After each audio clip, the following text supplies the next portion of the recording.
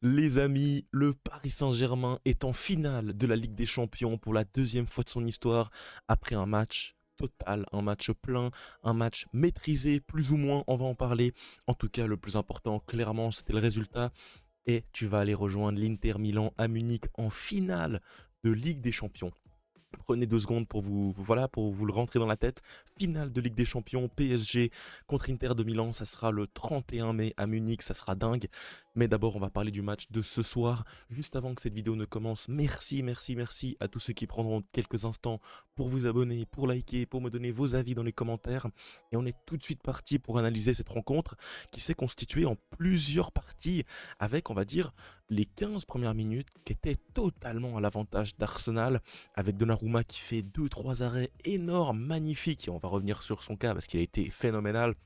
La défense du PSG qui tient, mais t'arrives pas à ressortir les ballons. Arsenal presse extrêmement haut, tu vois beaucoup Odegaard, tu vois beaucoup Saka, tu vois beaucoup Rice dans la boîte qui met sa tête juste à côté, Merino, ça pousse énormément durant les 10 premières minutes. Tu arrives à passer cette tempête, élément très important, tu arrives à survivre à tes temps faibles, et en ayant survécu à ton temps faible, eh ben tu arrives gentiment à sortir la tête de l'eau, tu as quelques occasions très intéressantes, et tu as ce but splendide sur coup de pied arrêté, le seul coup de pied arrêté de cette double confrontation, c'est au final le PSG qui l'a marqué. Si on m'avait dit ça avant la double confrontation, ça aurait été assez ironique. Mais bien sûr, Fabian Ruiz, énorme, il fait l'appel un peu caché où il s'arrête, où il attend la retombée du ballon. Je crois que c'est Partey qui remet ce ballon, il le remet en plein dans l'axe, c'est mal fait malheureusement. Fabian Ruiz, contrôle poitrine, il décale, il décoche une reprise de volée splendide. Ryan ne peut absolument rien faire, ça fait 1-0. Au final, Arsenal, depuis ce moment-là, n'est plus du tout dangereux. Et tu arrives à la mi-temps avec un score de 1-0 qui est énorme. 1-0 en ayant subi énormément, en ayant un Donnarumma impérial. Il a fait un arrêt sur Odegaard parce qu'ils n'ont fait que des touches longues. On va parler d'Arsenal parce qu'il y a beaucoup, beaucoup de choses à dire sur Arsenal. Mais ils font leur match. Ils font leur match. Ils ont été dangereux. On voit même les statistiques, hein. Ils ont eu le ballon. Forcément, c'était la physionomie de match était un peu particulière parce que c'était Arsenal qui attaquait par moment, notamment au début de match.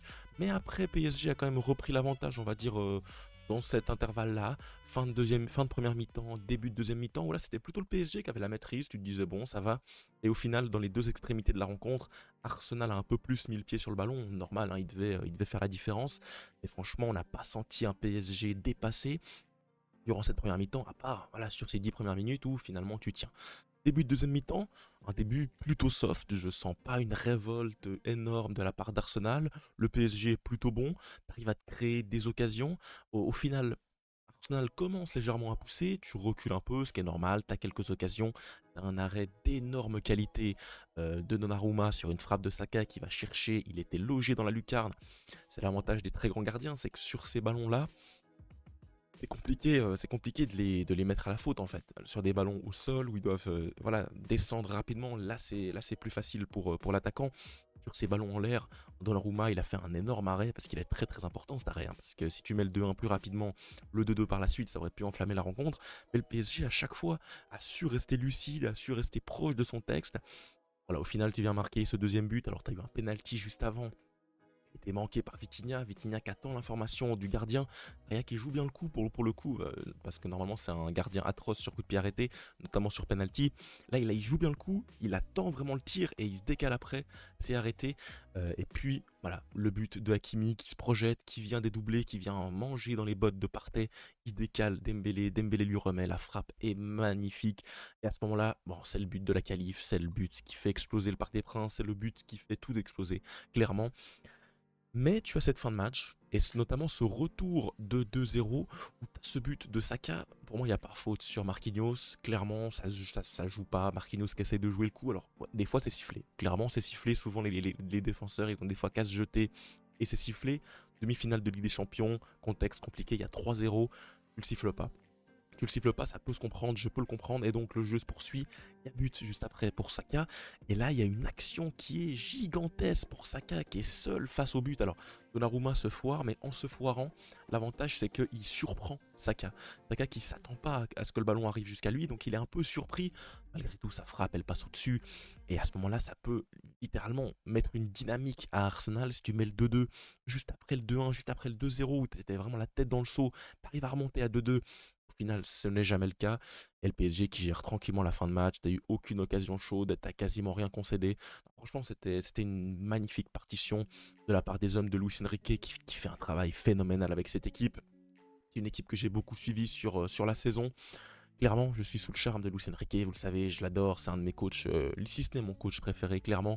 Il a réussi à bâtir cette équipe contre vents et marées, contre les médias, contre tout ce qu'on pensait, avec son documentaire. Bref, c'est énorme ce qui se passe autour de lui. Peut-être déjà le meilleur entraîneur de l'histoire du Paris Saint-Germain, enfin ça peut être dingue avec des joueurs qui font des prestations surprenantes. Donnarumma, à part son petit égarement sur le 2-1 qui aurait pu se transformer en 2-2 sur Saka, il fait un match exemplaire, une double confrontation exemplaire, une campagne de LDC depuis City, depuis Liverpool, exceptionnelle. Donc dingue franchement Donnarumma qui sort des parades de très très grande qualité, j'en ai deux. La parade en première mi-temps sur Martin Odegaard et la parade sur Saka l'ont roulé. Deux parades de très très grande classe de la part de Donnarumma. J'ai l'impression que pas tout le monde fait un match monstrueux. Alors Hakimi offensivement a été très bon. Défensivement, je l'ai trouvé en difficulté. En première mi-temps, il était en difficulté face à Martinelli. En deuxième mi-temps, à la relance, ça n'a pas toujours été parfait, mais il a eu des moments de fulgurance folle, des moments fous, pardon. Il marque le deuxième but, il se projette, il met énormément d'énergie, il met de l'envie. Au final, c'est un joueur qui est positif pour son équipe.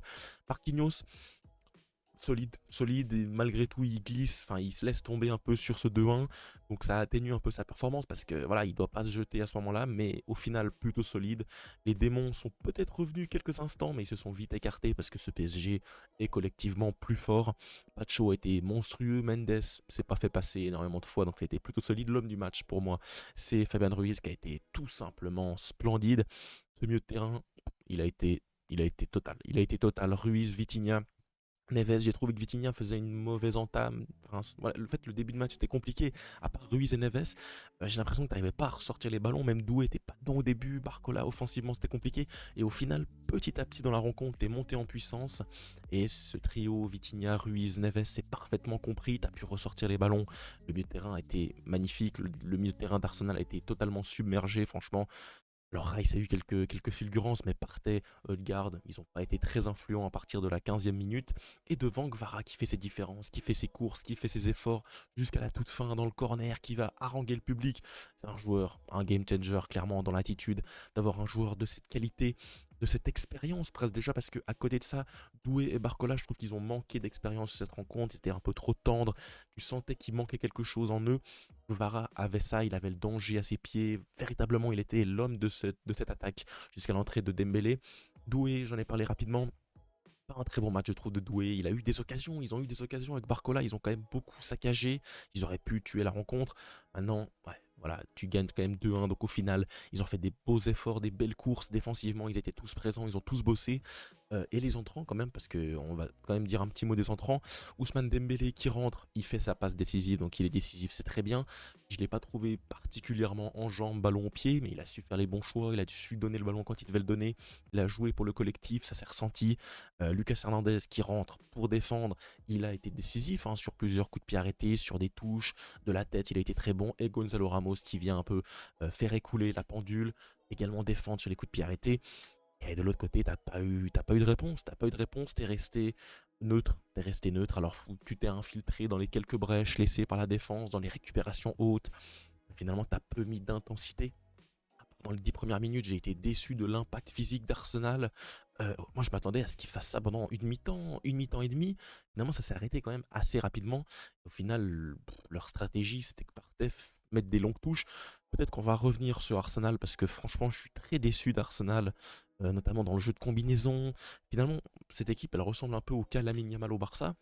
Tout passait par Bukayo Saka qui a été très bon, il fait un bon match, à part son loupé qui va je pense encore lui trotter dans la tête, il fait un magnifique match, il aurait pu mettre un but de plus sur cet enroulé, il aurait pu marquer son but ouvert, il fait un bon match Bukayo Saka.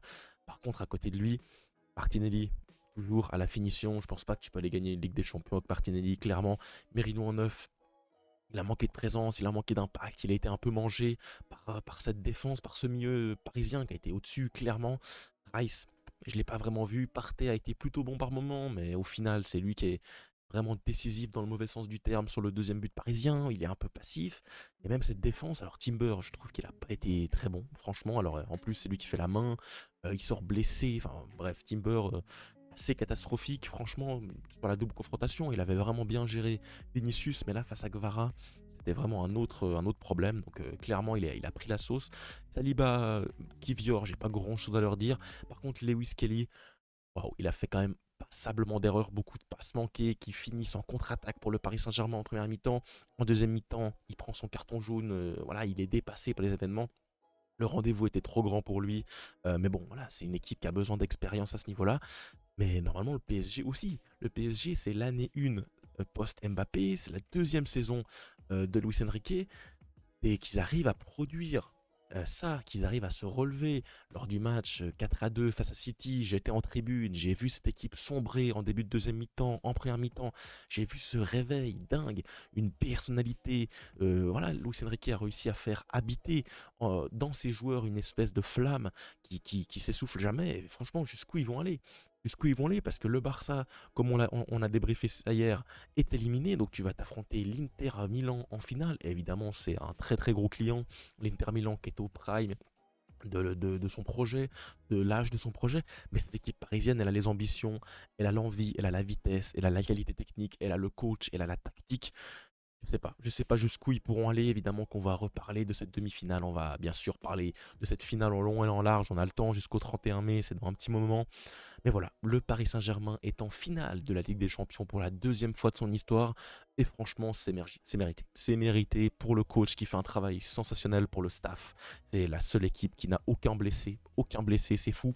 Et puis voilà, franchement, mérité pour cette équipe, mérité pour ce coach, pour ce projet qui s'est quand même relativement changé. Très rapidement, départ de Mbappé, tout le monde court, tout le monde est impliqué. Bravo, bravo pour cette équipe et je serai derrière eux lors de cette finale face à l'Inter et on aura l'occasion d'en reparler. En tout cas, les fans parisiens, profitez de votre victoire. Une finale de Ligue des Champions, ça arrive pas tous les ans, clairement. Donc voilà, bonne chance et bien sûr, on se retrouve très rapidement pour de nouvelles vidéos. Profitez, faites pas trop les fous ce soir dans la rue et on se retrouve très vite. Ciao et Visca Barça.